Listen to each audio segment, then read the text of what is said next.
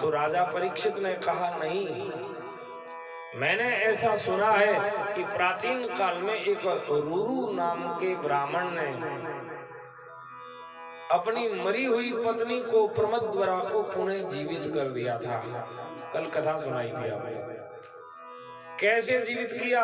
तो बोले अपनी उम्र से आधी उम्र अपनी पत्नी को दे दी और वो जीवित हो गई। तो इसलिए प्रयत्न करना चाहिए, यदि उम्र है तो बच जाएंगे।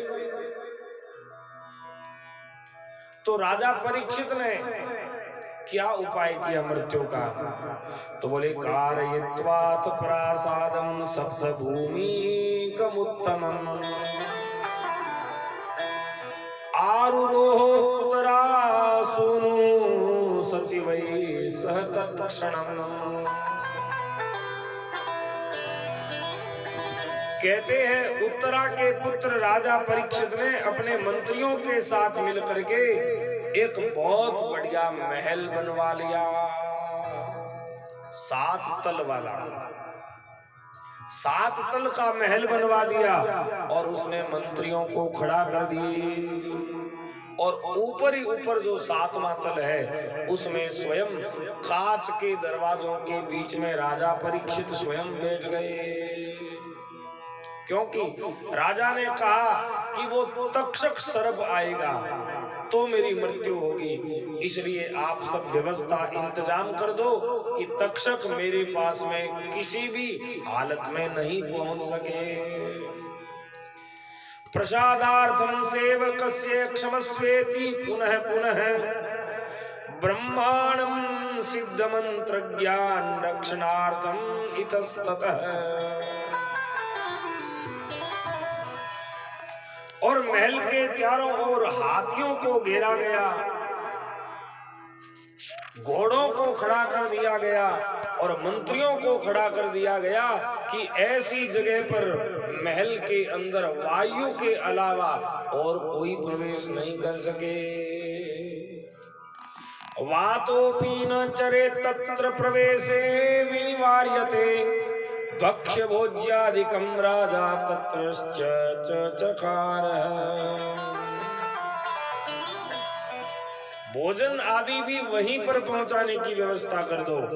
वहीं पर रहते, स्नान करते, संध्या वंदन से निवृत्त होकर के राजा मंत्रियों से मंत्रणा करते और श्राप के दिन गिनते रहे। भाई आज 1 दिन हो गया, आज 2 दिन हो गए, आज 3 दिन हो गए। ऐसे समस्त राजकार्यों को संचालित करते रहे। सुश्राव च तथा शापं प्राप्तं राज्ञा महात्मना सधनार्थी द्विजश्रेष्ठ कश्यप समचिंतयन्। इसी बीच किसी कश्यप नामक मंत्र विशेषज्ञ ब्राह्मण ने सुना कि राजा परीक्षित को श्राप लगा है और राजा मरने वाले हैं। कश्यप नाम के ब्राह्मण थे और कश्यप ब्राह्मण थोड़ा मंत्र जानते थे। जाड़ो देवनु जानता, भाई सांप भी चुकावे जन जाड़ो देवनु। वो कश्यप ऋषि थे। उन्होंने सुना कि राजा को सांप डस जाएगा, राजा की मृत्यु होने वाली है, इसलिए कश्यप ऋषि ने विचार किया कि हो सकता है सांप डसेगा, मैं थोड़ा झाड़ा लगा दूंगा, सर्प का जहर उतर जाएगा, मेरे को भी धन मिल जाएगा। ब्रजामि तत्र यत्रास्ते शब्दो राजा द्विजेन इति कृत्वा मतिं विप्र स्वगृहान्निसृत पथि। ऐसा विचार करके महाराज कश्यप नाम के ब्राह्मण राजा परीक्षित के महल की ओर रवाना हो गए। उसी दिन, आज 7वां दिन है, उसी दिन 7वें दिन वो तक्षक नाम का सर्प राजा परीक्षित को डसना है, क्योंकि ब्राह्मण का वचन है राजा परीक्षित को डसना है। ऐसा जान करके उत्तम मनुष्य का रूप धारण करके वो भी राजा परीक्षित के महल की तरफ जाने लगे। वृद्ध ब्राह्मण वेशेन तक्षक पति निर्गतः अपश्यत कश्यपम मार्गे व्रजंतम नृपतिम प्रति। वृद्ध ब्राह्मण के वेश में रास्ते पर चलते हुए उस तक्षक ने महाराज परीक्षित की ओर जाते हुए उस कश्यप ब्राह्मण को भी देख लिया। वो झाड़ू लगाने जावे और बोटो से न जावे, दोनों एक ही रास्ते में। तब प्रच्छन्न पन्नगोसौ ब्राह्मणं मंत्रवारिणं स्वभवान त्वरितो याति किंच कार्यं चिकीर्षति। चलते हुए रास्ते में पूछ लिया, ओ ब्राह्मण आप कहाँ जा रहे हो? इतने जल्दी जल्दी कहाँ जा रहे हो? कौन सा कार्य है जो आप इतने तीव्र गति से जा रहे हो? तो महाराज वो सर्प बोला, कश्यप ऋषि बोले, हे तक्षक, हे ब्राह्मण, वो भी ब्राह्मण बना हुआ है, मनुष्य का रूप है, इसलिए वो कश्यप बोले, हे ब्राह्मण, मैंने सुना है आज 7वां दिन है, वो तक्षक सर्प आएगा और महाराज परीक्षित को डसेगा। मैं बहुत बढ़िया बढ़िया मंत्र जानता हूँ और मंत्रों का प्रभाव भी बहुत बढ़िया है। यदि तक्षक सर्प राजा को डस जाएगा तो मैं उन्हें पुनः जीवित कर दूंगा, इसलिए जा रहा हूं। थोड़ा वॉल्यूम कम करो। इसलिए मैं उसे पुनः जीवित कर दूंगा। मंत्रोस्ति मम विप्रेंद्र विसनास कर किल जीवयिष्याम्यहं तं वै जीवितव्येऽधुना किल।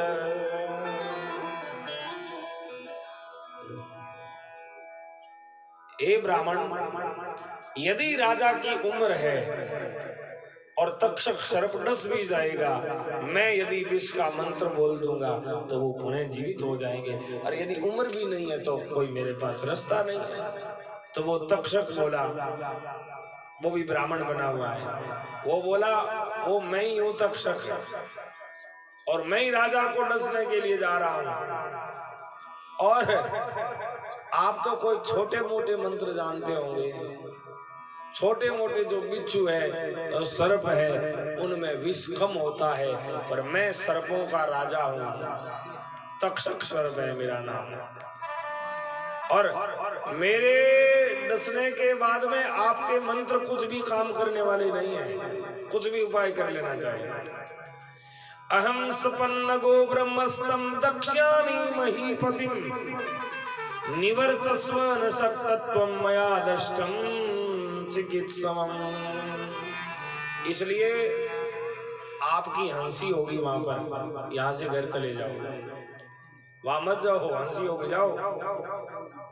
तो कश्यप ऋषि बोले, हे सर्प, ब्राह्मण के द्वारा श्रापित किए गए राजा को आपके काटने के उपरांत मैं उन्हें अपने मंत्र बल से निस्संदेह, मुझे पक्का विश्वास है, मैं जीवित कर ही दूंगा, आप जाओ। तो तक्षक सर्प बोले, अच्छा कोई बात नहीं, तू कह रहा है मेरे मंत्र में शक्ति ज्यादा है, मैं कह रहा हूं मेरे में जहर ज्यादा है, तो यहीं पर परीक्षा करके देख लें थोड़ा सा। बीच दूर का तो तन कौन जानू पड़े, का मन कौन जानू पड़े, दोनों क्यों फोड़ो देखा मिट तक। यदि त्वं जीवितम यासी मया दृष्टम नृपोत्तमम मंत्र शक्ति बलम विप्र दर्शयत्वां ममानघ दक्ष्यामेन च न क्रोधम विशदंश्राविरद्य वै जीवयस्ये त्वया दृष्टम दग्धम वा पन्नगोत्तमः। और तो क्या है, ये सामने बट का पेड़ है, बट वृक्ष है, मैं अभी इसको डसता हूं, फिर तू तेरा मंत्र आजमा लेना। ऐसा कह करके उस तक्षक सर्प ने ऐसी फूंकार मारी है, ऐसी फूंकार मारी है कि हरा भरा जो बट का वृक्ष था वो एक क्षण में राख की ढेरी में तब्दील हो गया, राख की ढेरी बन गई। दृष्ट्वा भस्मीकृतं वृक्षं पन्नगेन विषाग्निना सर्वं भस्म समाहर्त्य कश्यपो वाक्यमब्रवीत्। और तक्षक बोला, मैंने तो मेरा काम कर दिया है, और हे ब्राह्मण अब आपका मंत्र आजमाओ। वो कश्यप ऋषि इतने बड़े विद्वान थे। महाराज सूत जी कहते हैं, हे सौनकादिक मुनियों, हाथ में जड़ लेकर के अभिमंत्रित करके जैसे ही जड़ का छींटा दिया है, वो ही वृक्ष पुनः हरा भरा हो गया। इत्युक्त्वा जलमाद्याय कश्यपो मंत्रवित्तमः शिशेच भस्म राशि तं मंत्री तेनेव वारिणा तद्वारीशे जनाज्जातो नग्रोद पूर्ववत् शुभः विस्मयं तक्षक प्राप्तो दृष्ट्वा तं जीवितं नगम्। ऐसे हरे भरे वृक्ष को देखकर वो तक्षक बड़ा आश्चर्य में पड़ गया और कहने लगा, हे ब्राह्मण, मेरे जैसे विषैले सर्प का भी विष आपने उतार दिया।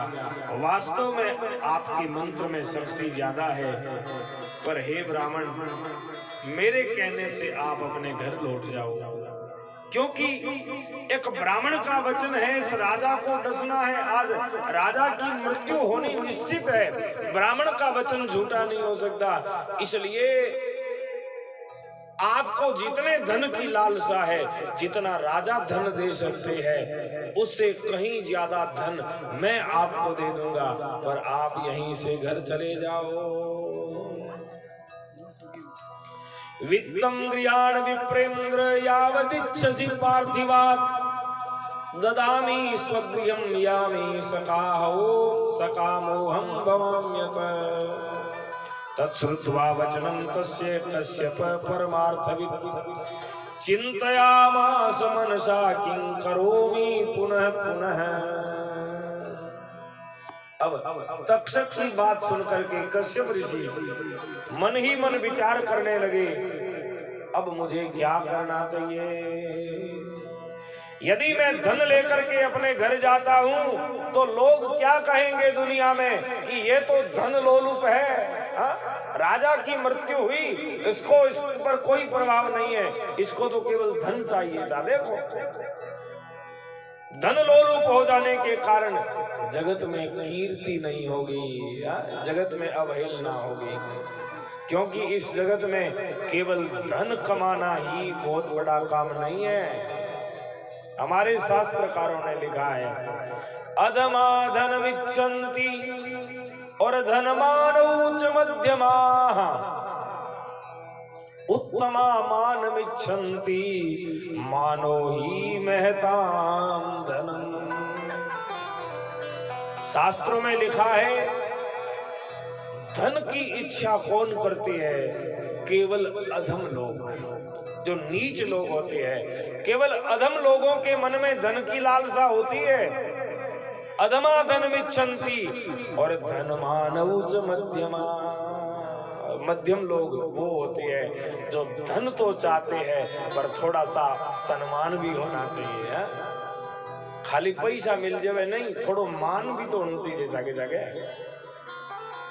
धन और मान जो दोनों चाहते हैं वो मध्यम लोग होते हैं। पर याद रखो, उत्तमा मानमिच्छन्ति, उत्तम लोग कौन होते हैं? जो केवल सम्मान चाहते हैं। धन मिले न मिले, थोड़ा मान तो रहना चाहिए। उत्तमा मानमिच्छन्ति, क्योंकि मानो ही महतां धनम्। ऊंचे लोगों का तो धन मान ही होता है। भाई बहनों, सम्मान होना चाहिए, धन मिले न मिले। इसलिए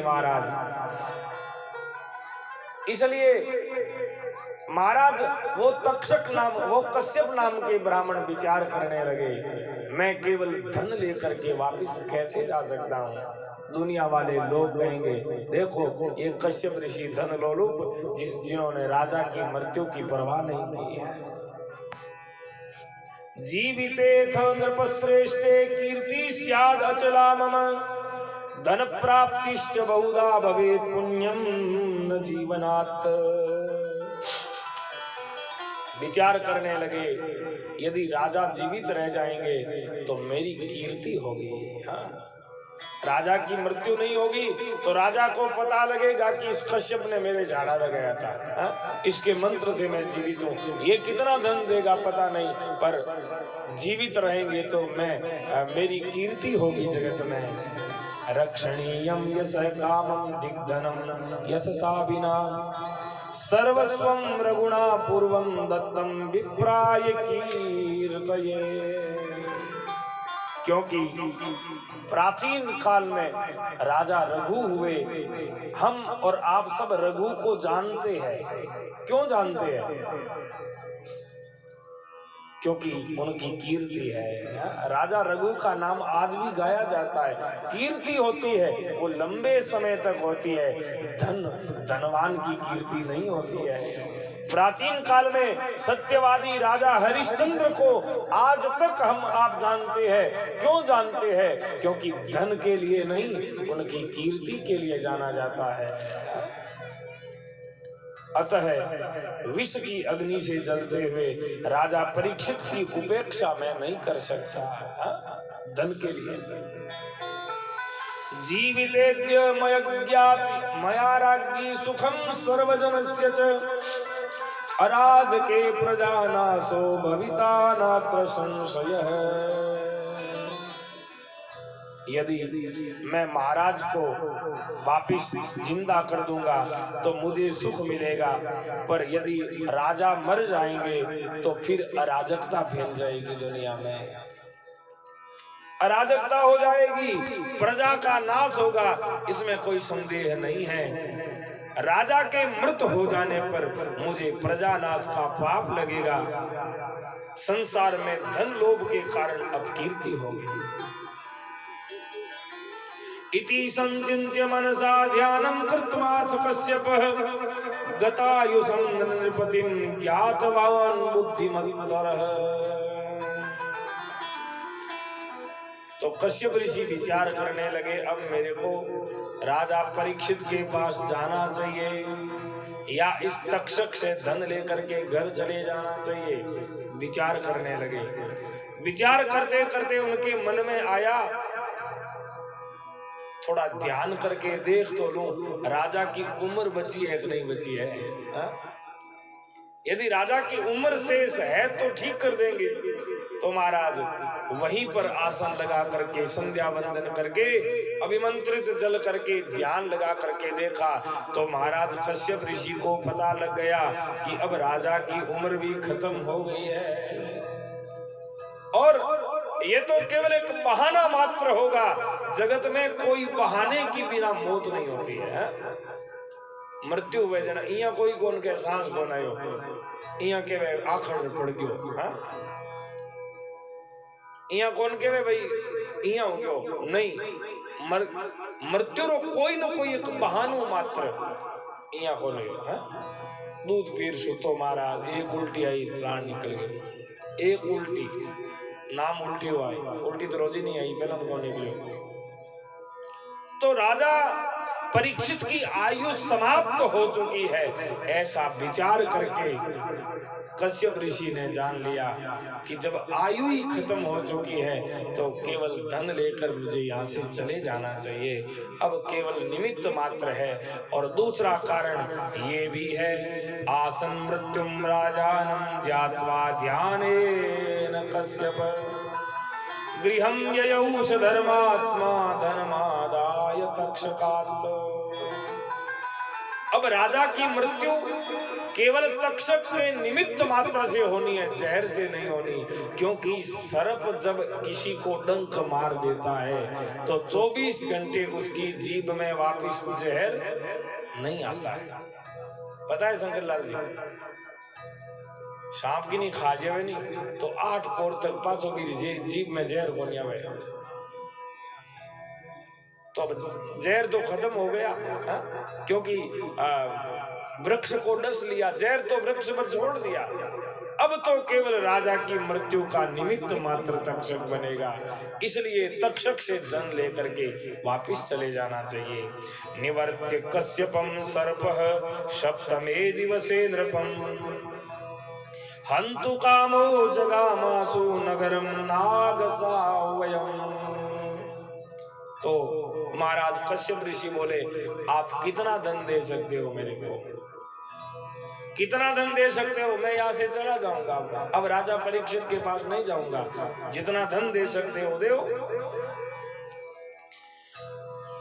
तो महाराज तक्षक ने राजा को एक मणि दे दी, सर्पों के पास तो मणि होती है। तक्षक सर्प ने कश्यप ऋषि को एक मणि दे दी और कश्यप ऋषि उसी मणि को लेकर के वहीं से वापस निकल पड़े।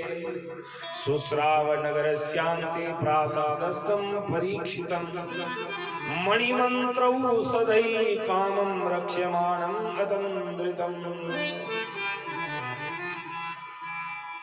अब तो महाराज शीघ्रता पूर्वक हस्तिनापुरी में वो तक्षक सर्प आया और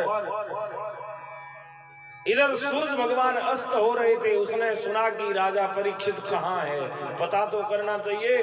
तो इधर उधर जाकर के सुना तो पता लगा कि राजा ने तो एक 7 तल का महल बनवा लिया है। उस महल के ऊपर कांच के बंगले में राजा तो वहां बैठे हैं। चिंताविष्टस्तदा नागो विप्रस्राप भयाकुलः चिंतयामास योगेन प्रविशे